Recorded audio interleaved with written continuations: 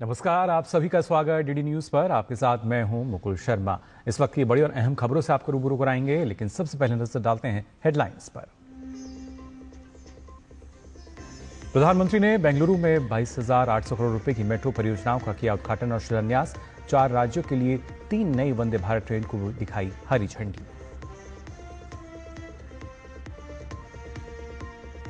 बेंगलुरु की धरती से गरजे प्रधानमंत्री, कहा ऑपरेशन सिंदूर में पूरी दुनिया में भारत के नए रूप को देखा।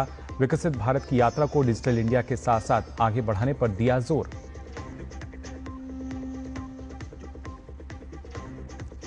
रक्षा मंत्री राजनाथ सिंह ने ऑपरेशन सिंदूर को भारत की स्वदेशी ताकत का बताया प्रमाण, कहा हम किसी को छेड़ते नहीं हैं, लेकिन अगर कोई हमें छेड़े तो हम उसे छोड़ते भी नहीं हैं।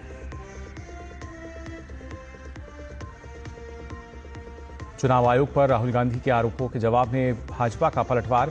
पार्टी प्रवक्ता सुधांशु त्रिवेदी ने कहा लगातार सभी संवैधानिक संस्थाओं को नीचा दिखाने की कोशिश में है राहुल, झूठ के प्रपंच में दिखाई दे रही है हताशा। और भारत के रमेश पुदियाल ने रचा इतिहास, एशियाई सर्फिंग चैंपियनशिप में जीता कांस्य पदक। इस प्रतियोगिता में पदक जीतने वाले बने पहले भारतीय।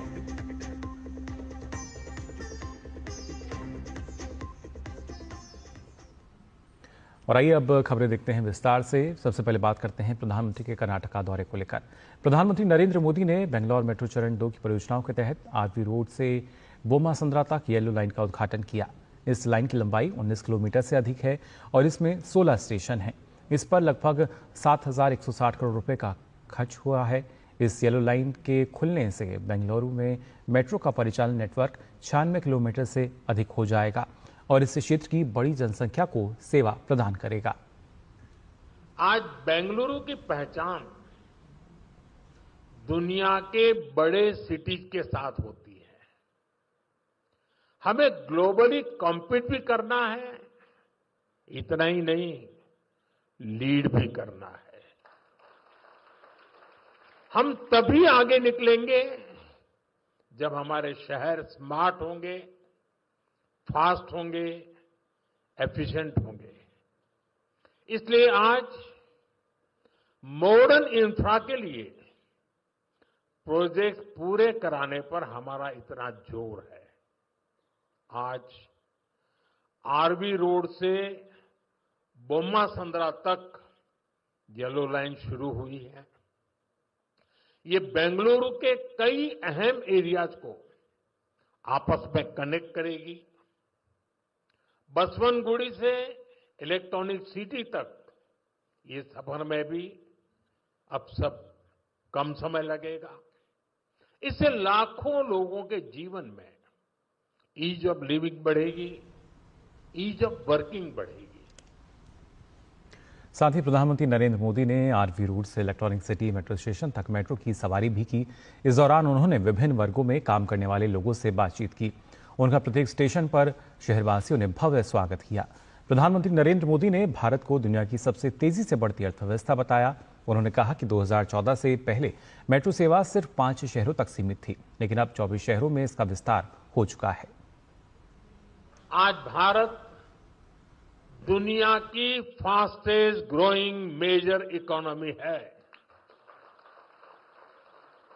पिछले 11 इयर्स में हमारी इकोनॉमी 10वें नंबर से टॉप 5 में पहुंच गई। हम बहुत तेजी से टॉप 3 इकोनॉमी बनने की ओर आगे बढ़ रहे हैं। ये स्पीड हमें कैसे मिली है? ये स्पीड हमें रिफॉर्म, परफॉर्म, ट्रांसफॉर्म की स्पिरिट से मिली है।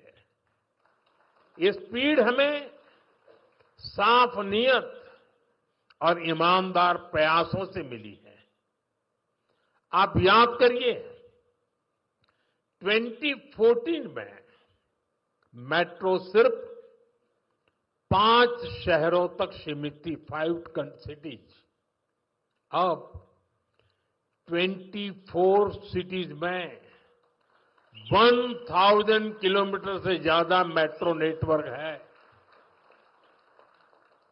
भारत अब दुनिया का तीसरा सबसे बड़ा मेट्रो नेटवर्क वाला देश बन गया है।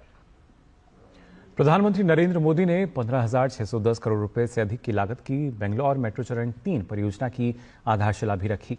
इस परियोजना की कुल लंबाई 44 किलोमीटर से अधिक होगी और इसमें 31 एलिवेटेड स्टेशन होंगे। ये बुनियादी ढांचा परियोजना शहर की बढ़ती परिवहन आवश्यकताओं को पूरा करेगी और आवासीय, औद्योगिक, वाणिज्यिक तथा शैक्षणिक क्षेत्रों की जरूरतों को भी पूरा करेगी। प्रधानमंत्री ने कहा कि देश आज जिस गति से बढ़ रहा है उसके पीछे आर्थिक स्थिति बड़ा कारण है। देश आज जिस गति से विकास कर रहा है इसके पीछे हमारी इकोनॉमिक ग्रोथ एक बड़ा फैक्टर है। आप देखिए 2014 से पहले भारत का टोटल एक्सपोर्ट 468 बिलियन डॉलर तक पहुंचा था। आज ये 824 बिलियन डॉलर हो गया है। पहले हम मोबाइल इंपोर्ट करते थे, वहीं अब हम मोबाइल हैंडसेट के टॉप 5 एक्सपोर्टर बन गए हैं और बेंगलुरु की इसमें बहुत बड़ी भूमिका भी है। 2014 से पहले हमारा इलेक्ट्रॉनिक्स एक्सपोर्ट लगभग 6 बिलियन डॉलर था। अब ये भी लगभग 38 बिलियन डॉलर तक पहुंच गया। 11 इयर्स पहले तक भारत का ऑटोमोबाइल एक्सपोर्ट लगभग 16 बिलियन डॉलर था। आज ये 2 गुने से अधिक हो चुका है, डबल हो चुका है और भारत ऑटोमोबाइल का चौथा सबसे बड़ा एक्सपोर्टर बन गया है। ये उपलब्धियां आत्मनिर्भर भारत के हमारे संकल्प को मजबूती देती है। साथ ही प्रधानमंत्री नरेंद्र मोदी ने विकसित भारत के सपने को साकार करने के लिए भारत की डिजिटल यात्रा पर बल दिया। उन्होंने कहा कि इंडिया एआई मिशन जैसी दूरदर्शी योजनाएं तकनीकी नवाचार को गति दे रही हैं। साथ ही भविष्य की असीम संभावनाओं को हासिल करने के लिए भारत आत्मविश्वास के साथ कदम बढ़ा रहा है। विकसित भारत न्यू इंडिया की ये यात्रा डिजिटल इंडिया के साथ कदम से कदम मिलाकर पूरी होगी। आज हम देख रहे हैं इंडिया एआई मिशन जैसी योजनाओं से भारत ग्लोबल एआई लीडरशिप की दिशा में आगे बढ़ रहा है। सेमीकंडक्टर मिशन भी अब स्पीड पकड़ रहा है। भारत को जल्द ही मेड इन इंडिया चिप मिलने जा रही है। आज भारत low cost hi tech space mission का ग्लोबल उदाहरण बन गया है। यानी फ्यूचरिस्टिक टेक्नोलॉजी से जुड़ी जो भी संभावनाएं हैं भारत उन सब में आगे बढ़ रहा है। इससे पहले प्रधानमंत्री नरेंद्र मोदी ने अपने कर्नाटक दौरे में बेंगलुरु से 3 वंदे भारत एक्सप्रेस रेलगाड़ियों को हरी झंडी दिखाई। इनमें बेंगलुरु से बेलगावी, अमृतसर से श्री माता वैष्णो देवी कटरा और नागपुर से पुणे तक की रेलगाड़ियां शामिल हैं। ये हाई स्पीड रेलगाड़ियां क्षेत्रीय संपर्क को महत्वपूर्ण रूप से बढ़ाने के साथ ही यात्रा के समय को कम करेंगी और यात्रियों को विश्व स्तरीय यात्रा का अनुभव प्रदान करेंगी। प्रधानमंत्री नरेंद्र मोदी ने ट्रेन के भीतर मौजूद छात्रों के साथ बातचीत भी की।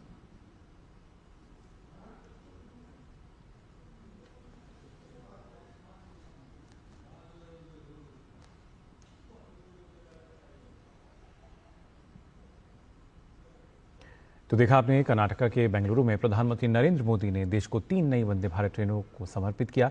इस दौरान केंद्रीय मंत्री अश्विनी वैष्णव ने कहा कि वर्ष 2014 से पहले कर्नाटक के लिए रेलवे बजट 835 करोड़ था, वहीं अब ये बजट बढ़कर 7500 करोड़ हो गया है।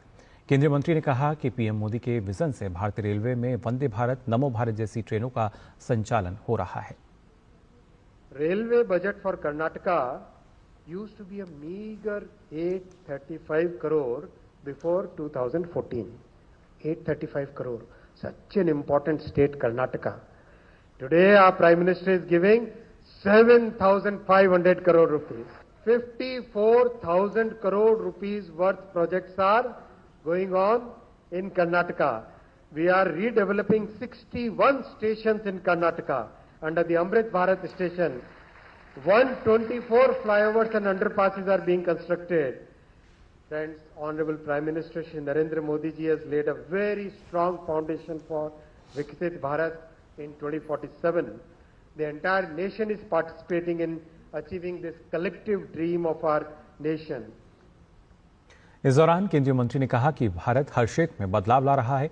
पिछले 11 वर्षों में हमारा इलेक्ट्रॉनिक उत्पादन 6 गुना बढ़ गया है। भारत दुनिया में मोबाइल फोन का दूसरा सबसे बड़ा निर्माता बन गया है।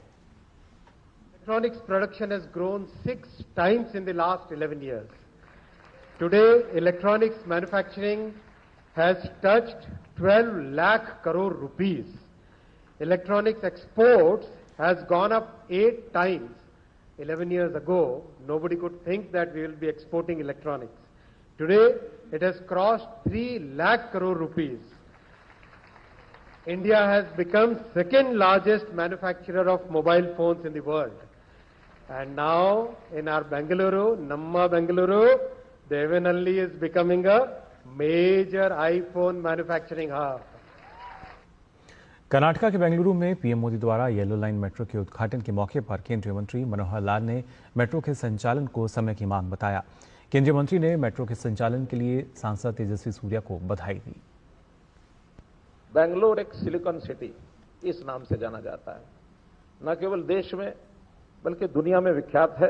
बेंगलुरु मेट्रो रेल प्रोजेक्ट्स, इसमें जो yellow railway line RV road से और बम्मा-सनांद्रा, ये रेलवे लाइन, ये मेट्रो लाइन अपने आप में समय की आवश्यकता है। इस कार्य को करने के लिए मैं मेट्रो के विभाग को, यहाँ के एडमिनिस्ट्रेशन को, विशेष तौर पर यहाँ के युवा सांसद तेजस्वी जी को बधाई देता हूं। और फिलहाल बुलेटिन में हम यहाँ रुक रहे हैं, छोटे से ब्रेक के लिए जल्द लौटते हैं।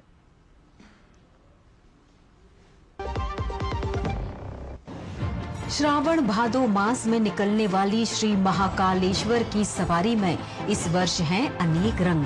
भक्ति है, श्रद्धा है और है लोक संस्कृति का अनूठा संगम। 14 जुलाई को प्रथम सोमवार हुआ बटुक वैदिक उद्घोष। 21 जुलाई को दूसरी सवारी में दिखी जनजाति व लोक संस्कृति की झलक और मुख्यमंत्री डॉक्टर मोहन यादव ने लिया प्रदेश की खुशहाली के लिए बाबा महाकाल का आशीर्वाद। तीसरे सोमवार 28 जुलाई को प्रमुख बैंडों ने अपनी खास प्रस्तुति से सभी भक्तों का मोह लिया मन। इसी प्रकार 4 अगस्त को चौथी सवारी में प्रदेश के ऐतिहासिक स्थलों की झांकी निकाली जाएगी। 11 अगस्त को 5वीं सवारी में प्रदेश के धार्मिक पर्यटन स्थलों व मंदिरों की भव्यता दिखाई देगी। 18 अगस्त को राजसी सवारी में अवंतिका नाथ का यशोगान होगा। आइए इस आध्यात्मिक अद्भुत अलौकिक यात्रा के साक्षी बने। मेरी पसंद, मेरी पसंद, मेरी पसंद, मेरी पसंद, हमारी पसंद, हम सबकी पसंद। मजबूत देश का मजबूत सरिया हो गया स्टील। ब्रेक के बाद आप सभी का एक बार फिर स्वागत। डीडी न्यूज पर खबरों में आगे बढ़ते हैं। रक्षा मंत्री राजनाथ सिंह ने रायसेन जिले के उमरिया गांव में 1800 करोड़ रुपए की लागत से बीएमएल की रेल कोच फैक्ट्री का भूमि पूजन किया। सार्वजनिक क्षेत्र के उपक्रम भारत अर्थ मूवर्स लिमिटेड की इस इकाई में passenger coach, metro car, electrical multiple units, Vande Bharat train sets और हाई स्पीड रेल सिस्टम का डिजाइन, निर्माण, असेंबलिंग और परीक्षण सुविधाएं होंगी। इस दौरान कार्यक्रम में मुख्यमंत्री डॉक्टर मोहन यादव, केंद्रीय कृषि मंत्री शिवराज सिंह चौहान भी मौजूद रहे। वहीं केंद्रीय रेल मंत्री अश्विनी वैष्णव ने वीडियो संदेश के माध्यम से ब्रह्मा बीईएमएल रेलवे कोच निर्माण फैक्ट्री के लिए बधाई और शुभकामनाएं दी। इस अवसर पर रक्षा मंत्री राजनाथ सिंह ने कहा कि 2 साल के अंदर यह काम पूरा हो जाएगा। 1800 करोड़ रुपए के निवेश के साथ इस परियोजना का शुभारंभ आज यहां पर हो रहा है और 5000 से अधिक लोगों को रोजगार मिलेगा। बीईएमएल आज एक बहुत ही महत्वपूर्ण यूनिट यहां स्थापित कर रही है। यहां रेल के डिब्बों का निर्माण तो होगा ही, साथ ही रेलवे के और भी अलग अलग प्रोडक्ट्स, रेलवे के अलग अलग और भी सारी सामान यहां पर बनाए जाएंगे। मैं विश्वास के साथ कह सकता हूं 2 साल के अंदर यह काम पूरा होकर रहेगा। रक्षा मंत्री राजनाथ सिंह ने ऑपरेशन सिंदूर का जिक्र करते हुए कहा कि पहलगाम की घटना के बाद उन्होंने मान लिया था कि भारत शांत बैठ जाएगा। प्रधानमंत्री का संकल्प था कि हम इसका मुंह तोड़ जवाब देंगे। उन्होंने कहा, हमने ठान लिया था कि हम धर्म पूछकर नहीं, उनका कर्म देखकर मारेंगे, और हमने कर्म देखकर मारा। पहलगाम में कुछ आतंकवादियों ने आकर हमारे वहां पर्यटन के लिए गए कुछ निर्दोष नागरिकों की निर्मम हत्या कर दी थी। उन्होंने मान लिया था भारत शांत होकर बैठ जाएगा। हमारे प्रधानमंत्री जी का संकल्प था, हम लोगों ने तय किया हम इसका मुंह तोड़ जवाब देंगे, धर्म पूछकर मारेंगे। पूछते थे कि तुम कौन हो? हम लोग धर्म किसी का पूछकर किसी की हत्या नहीं कर सकते, हम तो किसी की हत्या में विश्वास ही नहीं करते। हम लोगों ने भी ठान लिया कि हम धर्म पूछकर किसी को नहीं मारेंगे, बदला नहीं लेंगे, हम उनका कर्म देखकर हम उनको मारेंगे बहनों भाइयों, और कर्म देखकर हम लोगों ने मारा। केंद्रीय कृषि मंत्री शिवराज सिंह चौहान ने प्रधानमंत्री मोदी और रक्षा मंत्री राजनाथ सिंह का आभार जताते हुए कहा कि इस संयंत्र के लगने से क्षेत्र का विकास होने के साथ साथ हजारों लोगों को प्रत्यक्ष और प्रत्यक्ष रूप से रोजगार मिलेगा। भारत सरकार को, हमारे रक्षा मंत्री जी को बहुत बहुत धन्यवाद। 1800 करोड़ रुपए का ये संयंत्र लगेगा, जिसमें मेट्रो हो, वंदे भारत हो, रेल कोच, डिजाइनिंग, कई काम होंगे। 2000 लोगों को डायरेक्ट और इससे कई गुना ज्यादा लोगों को इनडायरेक्ट रोजगार मिलेगा। रक्षा मंत्री को, भारत सरकार को, विशेषकर प्रधानमंत्री जी को बहुत बहुत धन्यवाद। केंद्रीय मंत्री धर्मेंद्र प्रधान ने कांग्रेस पर निशाना साधा है। उन्होंने सीधे तौर पर राहुल गांधी को लेकर उन्होंने कहा कि राहुल गांधी जिस तरीके से लगातार बयानबाजी करते आए हैं, ऐसे में उन्हें न सिर्फ देश से माफ़ी मांगनी चाहिए, बल्कि जिस तरीके से संवैधानिक संस्था पर भी वो न सिर्फ आरोप लगाते हैं, उंगली उठाते हैं, उसका जवाब उनको देना चाहिए। जोर जोर से भारतीय सेना को अपमानित करना, भारतीय वायुसेना की दक्षता को प्रश्न उठाना, स्वयं काल वायुसेना मुख्य ने कहा ये इसीलिए संभव हो पाई देश की प्रधानमंत्री माननीय नरेंद्र मोदी जी की इच्छा शक्ति कारण, राजनीतिक निर्णय के कारण, जिन्होंने लंबे समय तक देश में शासन की जिम्मे में रहते हुए देश की सुरक्षा को समझौता किया था, वही लोग आज ज्यादा वायुसेना प्रमुख की उत्तर के साथ साथ वो प्रमाण ढूंढ रहे थे। हमने कहा क्या कर पाया, हमारी गिर गया। युद्ध में मैंने पहले भी कहा था, युद्ध एक तरफा नहीं होता, युद्ध में क्या खोए ये महत्व नहीं रहता है। तलवार कितने खोए, टैंक कितने खोए, विमान कितना खोए, ये विषय नहीं है, जीते कि नहीं जीते। इस बार हमने पड़ोसी को, आक्रांत को हमने करारा जवाब दिया, जिसकी पुष्टि काल वायुसेना प्रमुख ने किया। राहुल गांधी जी को देश के सामने क्षमा मांगना चाहिए। कांग्रेस नेता राहुल गांधी द्वारा मतदाता सूची पर चुनाव आयोग पर सवाल खड़े करने पर बीजेपी ने पलटवार किया है। बीजेपी नेता सुधांशु त्रिवेदी ने कांग्रेस नेता और इंडी गठबंधन पर तीखा हमला बोला।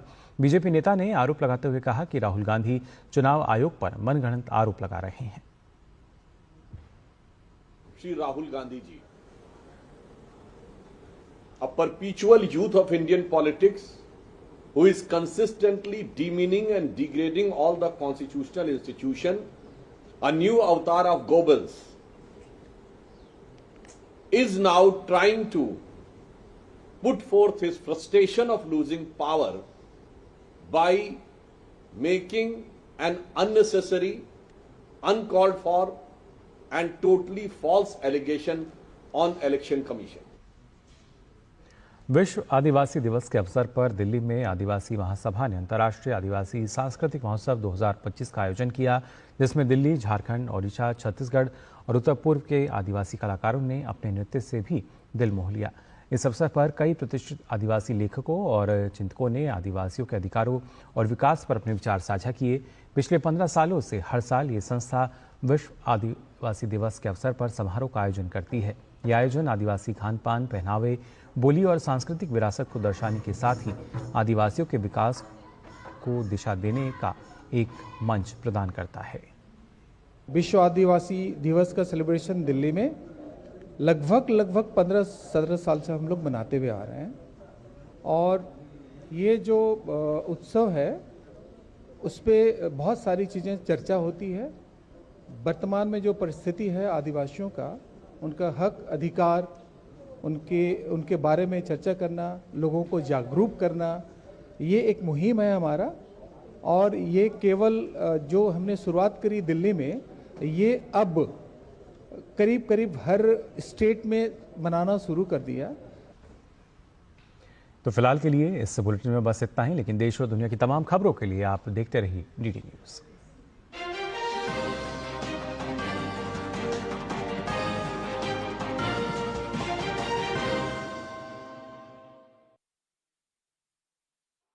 कैसे फहराएं तिरंगा? छड़ी हो, रॉड हो या हो किसी पेड़ की डाली, घर पर उपलब्ध चीजों का इस्तेमाल करके अपने घर भी फहराएं तिरंगा। हर घर तिरंगा।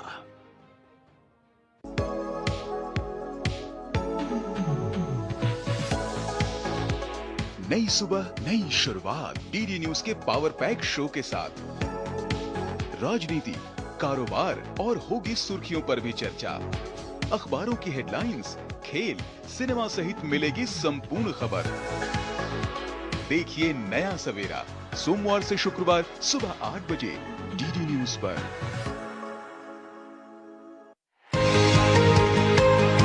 म्यूचुअल फंड में कैसे करें निवेश?